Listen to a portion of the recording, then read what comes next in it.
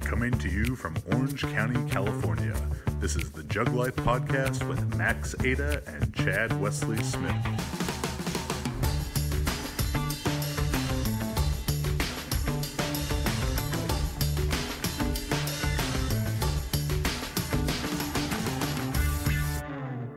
Hey everybody, what's up? Chad Wesley Smith here. Another episode of the Jug Life Podcast. I'm joined as always by mischievous Max Fontana. How you doing, buddy? I'm doing pretty well.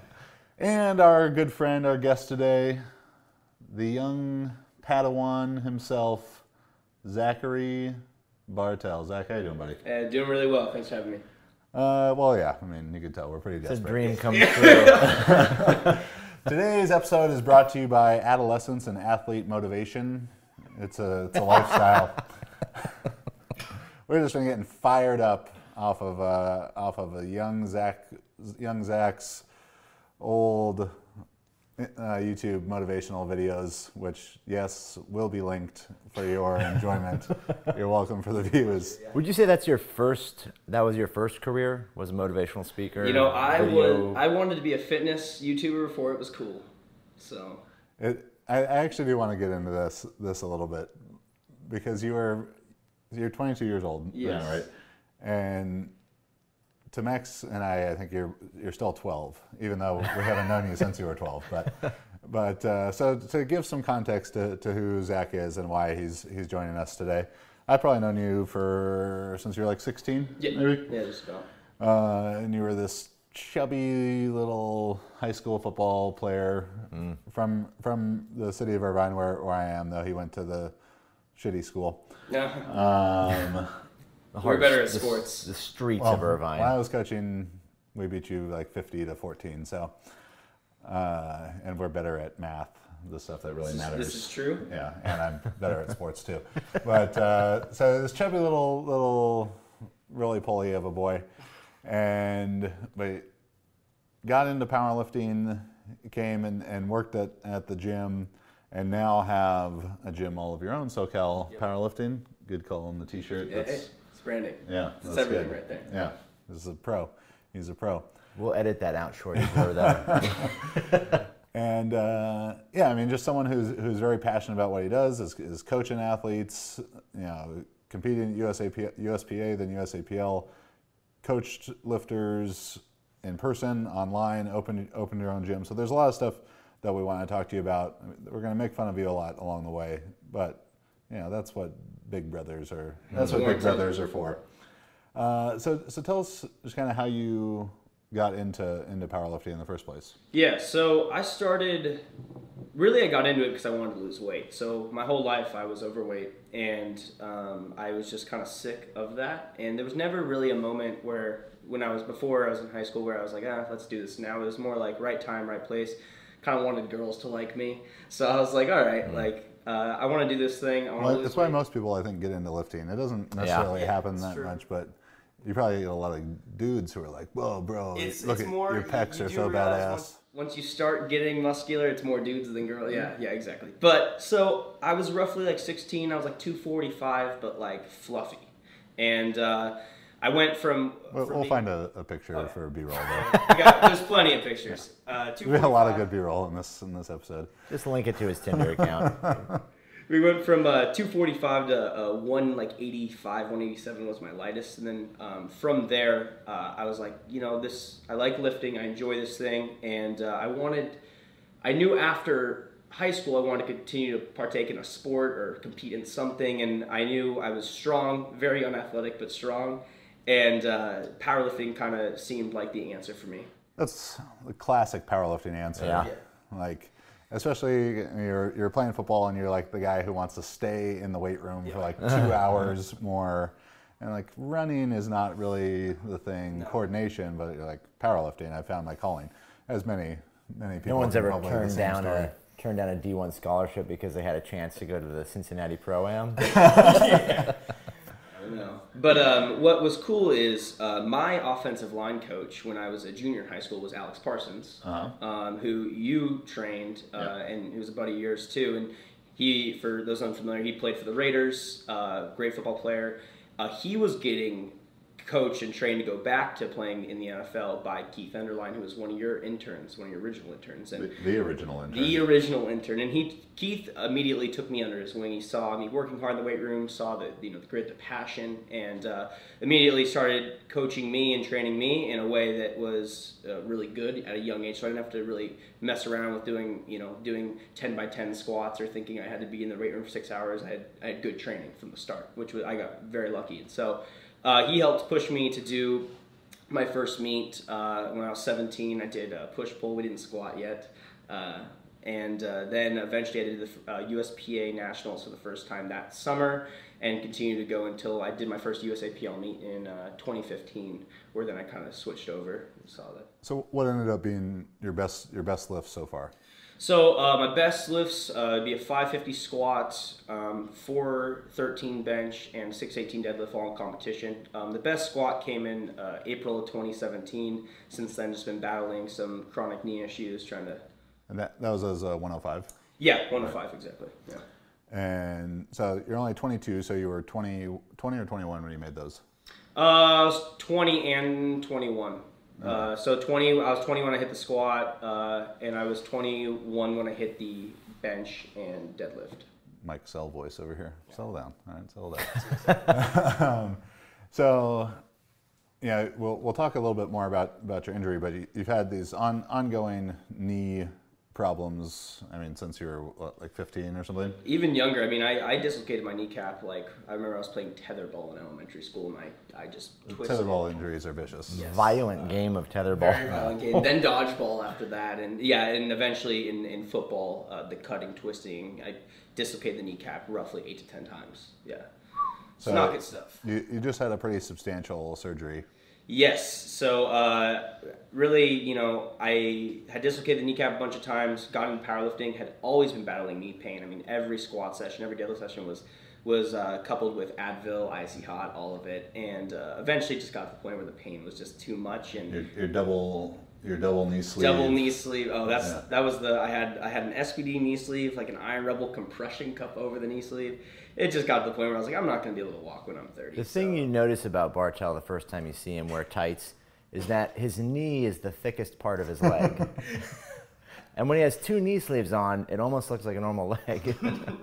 Well, I live with knee sleeves on now. No. So what was the name of the surgery? So there's a couple pieces to it. There's a tibial osteotomy. There's MACI, which is it's a acronym for pretty much a cartilage transfer procedure, where they took out my own cartilage 12 weeks before this operation via an arthroscopy and replanted in those cells after they had grown more of it with stem cells. So pretty cool stuff. And then they also reconstructed my MPFL, which is the ligament that holds the patella in place from dislocating laterally. So did all of those things, and that was 5 weeks ago. Oh, wow. So obviously with this very substantial knee surgery, your own lifting career, a competitive career, is on hold for the moment, but you're coaching a lot of lifters. Yeah.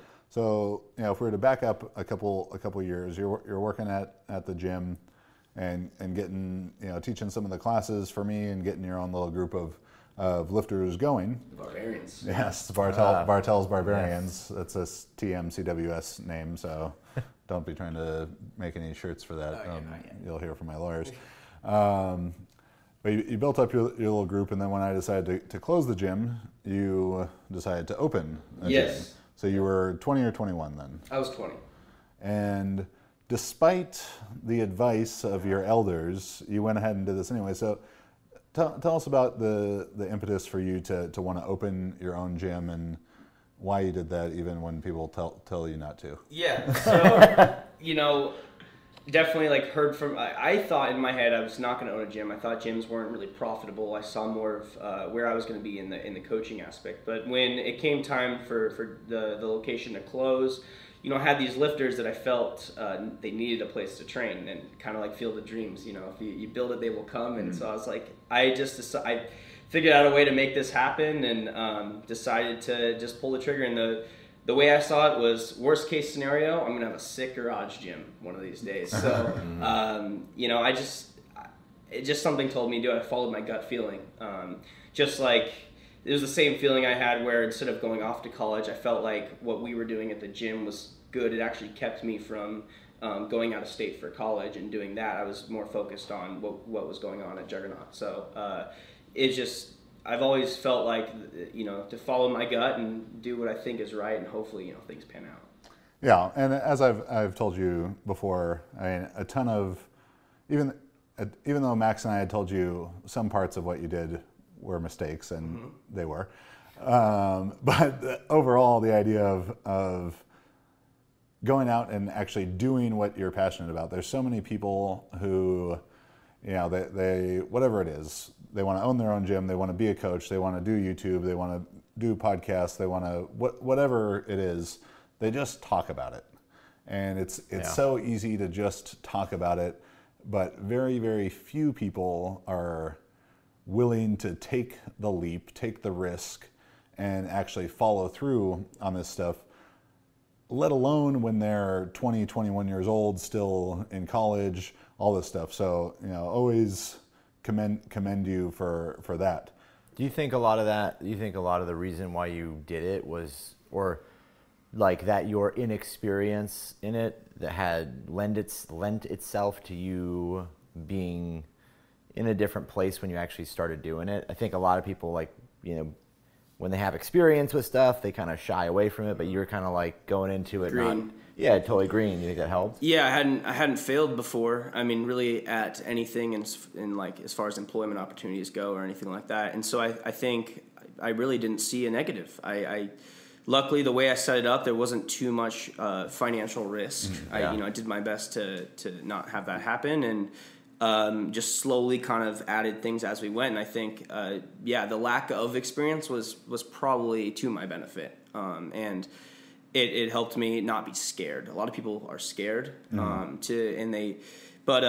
something that I've taken away is when you're assessing risk, one of the things I like to use is, you look at what's the worst case scenario, what's the best case scenario, and what's likely going to happen. If you can handle the worst case scenario, okay, then go for it. And so, like I said, worst case scenario, cool garage gym. So why not?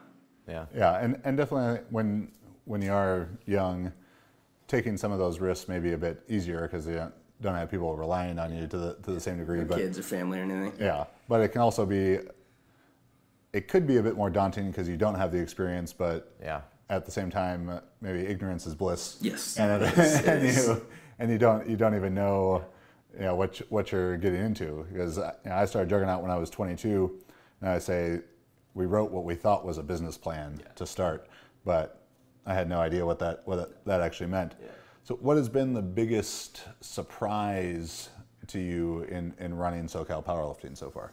The biggest surprise, to be honest, that it's grown to what it is. I was going through my notes on my phone the other day to about like a year ago. I was looking for something, and I saw some goals I set out for the gym, and it was like, have 30 coached members and have a coach that works at the gym, and we now have over 60 active coach members, have multiple coaches, and it's just grown bigger and faster than I ever thought it would. Out of surprises go, that's pretty good. I knew I was expecting to work hard. I was expecting to be in the gym for a lot of hours a day, and I definitely did those things. But I'd say the biggest surprise was how well we've done and the community that's been built thus far. Yeah. What would you say is, people ask a lot of times, probably Chad gets this question a ton, but people ask about business and this stuff, which is always odd to me because, like, to me, this is fitness and coaching and stuff, but what would you say if someone new was to say, hey, Zach, what's your recommendation for me? What advice could you give me to prevent me from making like the biggest mistakes you made doing this? I think it's going to come back to follow your gut and follow your passion. You're going to have people tell you most people are not entrepreneurial, and they're going to tell you, you want the safe job, you want the 401k, and really, I feel like deep down people know themselves, and there's definitely people that are fit for that, and I was not one of them. So it's definitely going to be follow your gut and follow the passion. Something that I've always kind of gone back and forth with is, when running a business, you want the business to grow. I mean, the goal of a business is to grow and profit, but I've always reverted back to, for the business to grow, I just have to do a damn good job. And it always comes back to, I'm going to put all of my passion and all of my energy into the coaching, doing it just a really good job, and the business grows because of that. So you now have 60 lifters that you coach at the gym, and then another good group online. Yeah, so I work with over 30 online clients right now. I have another, like at the gym, it's like another 40 of my own, and then I have coaches as well who I'm helping them, working with them, getting them clients, and doing that. So as you, if you had to kind of sum up Bartell Barbarian, style of coaching, or sort of the big trademarks of it, what would those be? Yeah, so I'm a firm believer that like coaches coach a lot like their coaches, and almost, most people, like I had multiple coaches over a period of time, one of them being the marvelous Max Ada, and I've derived a lot of my philosophies from Keith, my first coach, from Max, from you, and from Juggernaut, and also from some other coaches I've worked with. And I'd say the biggest thing is, I coach in a similar style as what you guys do. It's very linear. We do a lot of we do hypertrophy, strength, peaking. Off season, I believe in a long-term plan, not just focusing on, okay, this meets in 12 weeks, we're going to go all out. I don't think all meets are created equal. I think really what creates a great lifter is how long they can be great and how long they can stay in the sport, because you have a lot of people burning out, hurting themselves because they're just focused on where I want to be in 10 weeks, where I want to be in 12. Well, what about 48? What about 60? What about 2 years? Where do you want to be? And so what I try to do is take a long-term approach with the goal, number one, is staying healthy. Myself, I've battled with a lot of injuries, and goal number two is make progress and see results, because that's what we're in. We're in the results-oriented industry, so definitely. What's been the biggest difference for you thinking about your own competing, like being a competitor versus a coach? Yeah, so I used to, and to build on that, as this injury has taken you away from competing to be only a coach, do you think it's have you noticed it's a lot harder to try and compete and coach versus just coach? Yeah, so to just at first, I had what you would call an athlete first mindset up until about maybe a year and a half ago, when I really started dealing with this stuff. So that was, training came first before anything else, before my coaching, program writing, before working the front desk. It was training and being the best I can be at powerlifting. And sort of when that was beginning to start slipping away from me as far as dealing with the injuries, not being able to train how I wanted, I started to realize that I had put all of my eggs in this basket of lifting and powerlifting, and just I identified myself as Zack the powerlifter, and not Zack the coach, the business owner, the brother, whatever it is, right? And so then what I realized is you can't define yourself by something external like powerlifting. It has to be a multitude of things, and realize who you really are. I know we're getting deep here, but once the injury started coming in, I had so much more energy and fire to really coach, because I knew that was something I could do long term. I mean, Max, I'm sure you've gone through the same thing with your wrist injury. It's just you pretty much accept the reality, and that's just, it is what it is. And then I did whatever I could to still ignite that fire and passion. And for me, that was coaching. And hopefully one day it is lifting and competing again. But I've fully accepted the fact that if that is not the case, then I'm happy I can coach. So as you look, you're what, a year and a half in, 2 years in almost? Year and a half, yeah. Yeah.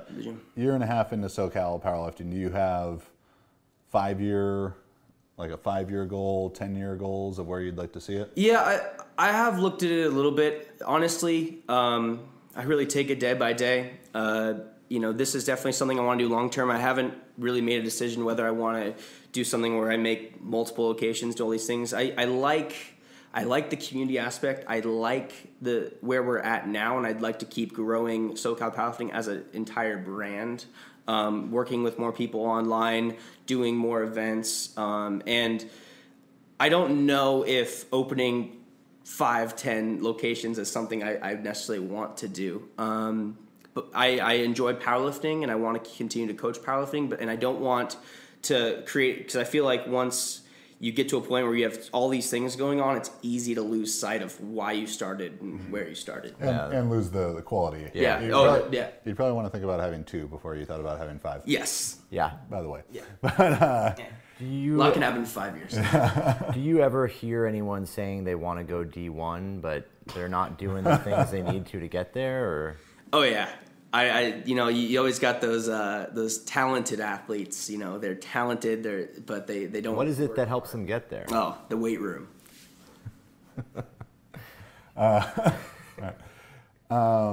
Yeah, I mean, I'm sure even as you look back at a year and a half ago, it probably seems like a very long time ago. Like you've had a lot of life experience since then. Because I know in 2019, coming up here, probably when this episode is released, we'll be coming up on the 10-year anniversary of Juggernaut, and it might as well be 10 lifetimes ago.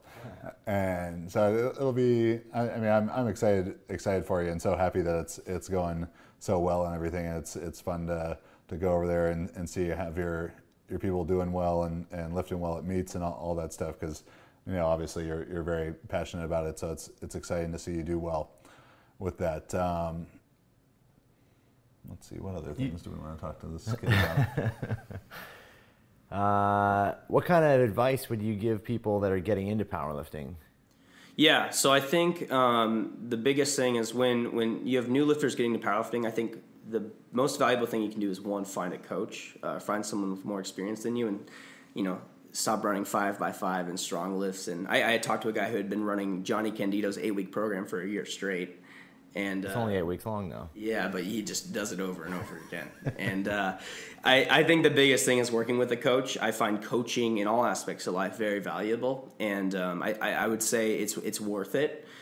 And I would also say focus, like I said, on the long term. We live in a society where it's all about making the next buck, doing the next big thing, getting the next car, where you don't really live in the now, and you don't really look at where you want to be 2 years from now, 3 years from now, and that's what's going to keep you in the game. When you just focus on getting better now and being the strongest you are in 10 weeks at this local meet that doesn't really matter, you put yourself at risk for burnout, injury, whatever it is. And so I think definitely taking a long-term view is really important.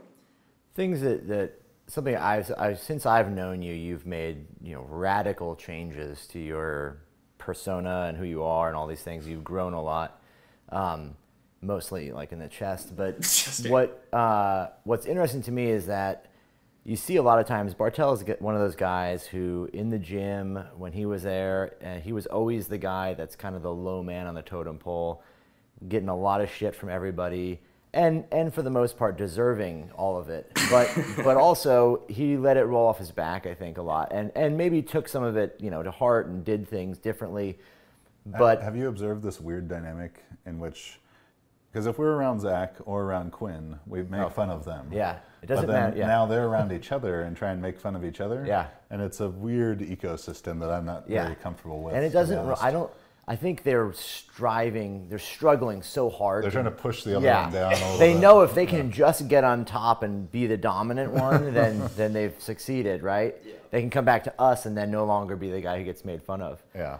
Well, it's because if they're around us at the same time, they got to decide. Yeah, someone's got to be the guy who gets shit on, right? The Jerry. Right? And someone's got to be the Jerry.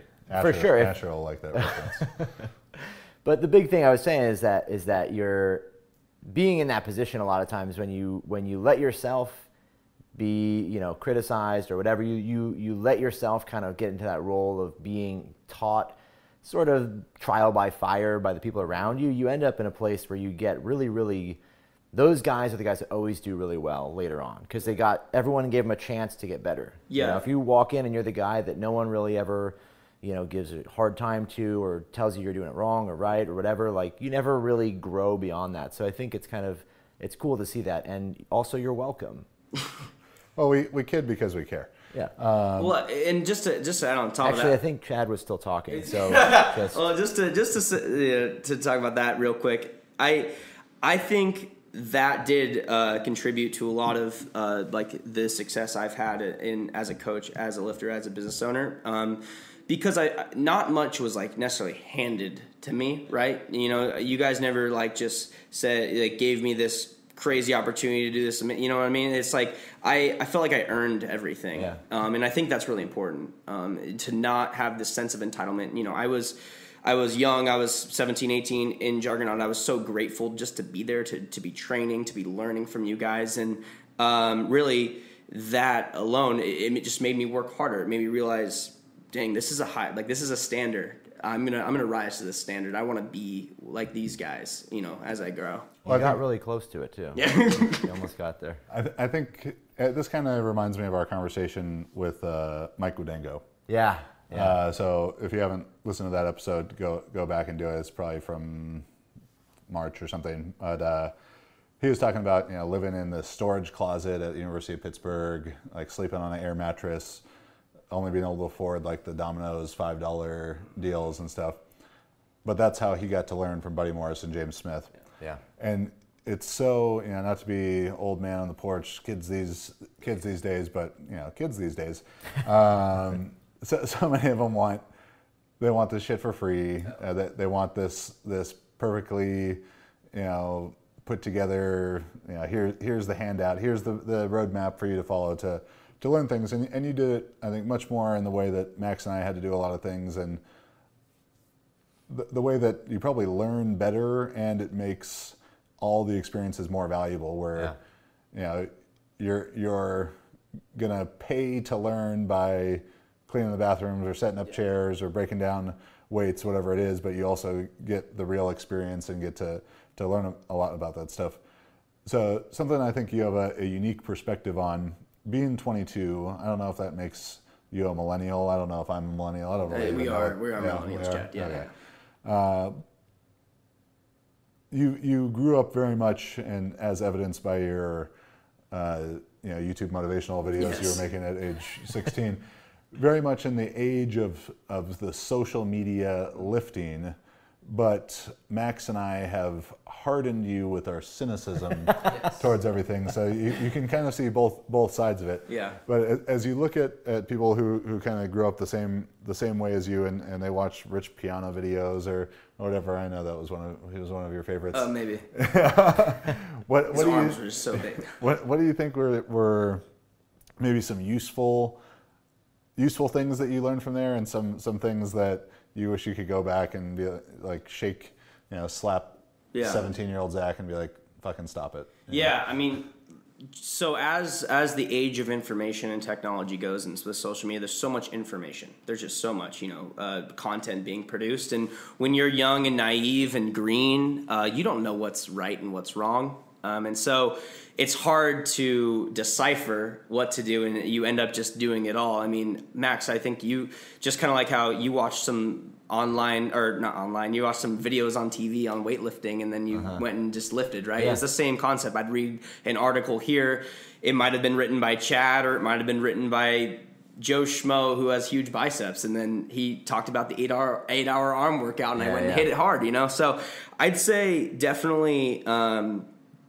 I'd say most valuable thing is also the least valuable thing, which is just all this information. What is right? What is wrong? I mean, I did a lot of baloney workouts, doing calf raises and dumbbell shrugging. Maybe you should have done a couple more of those, buddy. Right. Dumbbell shrugging, or dumbbell like lateral raising 70 pounds with just a ton of like body English. And that's an actual exercise I found. Yeah. Dad and I both were coached on 80-pound. Yeah, but I at the same time, I think social media has done a great job of making you realize, what the great people are doing. I do think it does a disservice, though, because obviously social media is a highlight reel, and you only see the lifters working up to these top singles, these big heavy lifts. You don't see their sets of 8s to 10. They're grinding through an hypertrophy block, their off-season training. They're not necessarily highlighting those things. And so I feel like that can be lost, and that makes, it just makes a lifter just think about this doing 1 rep maxes every day. And that's something I see with people my age. I've worked with like some lifters from the UCI powerlifting team club, and a couple other schools and stuff. And a lot of those guys, I mean, not my guys, but a lot of the other guys are just focused on, let's work up to this heavy deadlift today and post it on social media because everyone's here at the gym and I want to do this in front of everyone, not because this is on my program, this is what I'm supposed to be doing. And I think that short-sighted mentality is what leads to a lot of burnout and injury. He's just a little wise man boy. Like a miniature Buddha covered in hair. He's grown up almost fully. Yes, wise beyond your years. Appreciate that. We'll only take all the credit for that. Yeah. You're welcome. Yeah. All right. So what's some exciting stuff going on in SoCal Powerlifting that people should be on the lookout for? Yeah, so we have a couple meets coming up. We have a USPA meet January 13th. We have a USAPL meet March 31st. And we're just going to continue to be there in the community, giving back. I try to have a sponsor a lot of the local meets. I just want to be known as like the local presence of powerlifting and to give back to the sport and to the lifters. So you can keep an eye out for us. We're located in Newport Beach, California. If you're ever in the area visiting or need a place to train, we got all the cool equipment. So definitely just going to keep going forward and continue to coach and just do a good job. Where can they find you and follow you and all that? So on the Instagrams, I am at Bartell Barbell. And then it's very convenient that that was your name. Yeah. Bartell Bar, it works, right? Yeah. And then you can also find us at SoCal_Powerlifting for the gym page. And also Zack Bartell on YouTube. Oh, and Zack Bartell on YouTube. Unless you're one of the 33 subscribers that it's already. I have 33 subscribers. Can I monetize that yet? It's gonna be going up soon. You guys are going to want to start out with athlete motivation and motivation: be the best. Mindset is videos. key is a good one as well. Yeah. Why women should lift. Be ready. Look at that clickbait. Be exploding with motivation. Like you should just preload the bar with a new PR. Yeah. Preload the bar with a new PR. Yeah. Rhymes. Yeah. Bars. It's just. The music's in my head. It just continues to go, always. But as much as shit as we give you, we really are very proud of you, Zack. Yeah. So yeah, follow Zack, follow SoCal Powerlifting. If you're in the area, go over there and train. If you're interested in online coaching from adults, you can check out Juggernaut for that, especially AI coaching, which is like a mean robot version of me in your hand. But the app coming early 2019, probably not by the time this podcast is out, but hopefully not too long after. Max? You can find me on Instagram, max_Ada, or on Facebook, or you can email me, max@jtsstrength.com. Yeah, so all the online coaching stuff at jtsstrength.com, books from Max and I, all that stuff. Subscribe to the Jug Life podcast. Leave us a 5-star review on iTunes. Write us something funny or nice. We always appreciate that, and it helps more people find the show. Subscribe on YouTube. I don't know how many videos a week that we'll be releasing at this time, but whatever they are, they're going to be the fucking best ones on the whole website. So subscribe. I'm Chad Wesley Smith at Chad Wesley Smith and at Juggernaut Training on Facebook and Instagram. Thanks for watching, Zachary. Thank you very much for having me. Do you have a direct? Should we just put your phone number up on the screen? Yeah. For the ladies. Yeah, for the ladies. There's 4% women that 4%. So out of 10, that's we're looking at points. Yeah. A fourth of one. A quarter of a woman. We might be up on that. Let's see. The analytics will show us here. The analytics don't lie. The women one's in pink, I think, when you get on here. Gender. No data. That must mean there's just not enough. It's non-binary. Well, it was funny. It's the same. Quinn had me do this reading exercise thing with my leg, and I can't even extend it to the point where it can make a reading. 12.9% female. You're set. Okay. You're gonna get at least. I'll get at least 1 out of 10. Well, I'm going to say probably 12%. That's probably a lot of the. I'd say you could get 1.29 dates out of this. That's more dates than I've been. Congratulations. Yeah, definitely winning. All right, Zach. Thanks for coming on. Thanks for watching. Thanks for listening. We'll see you next week.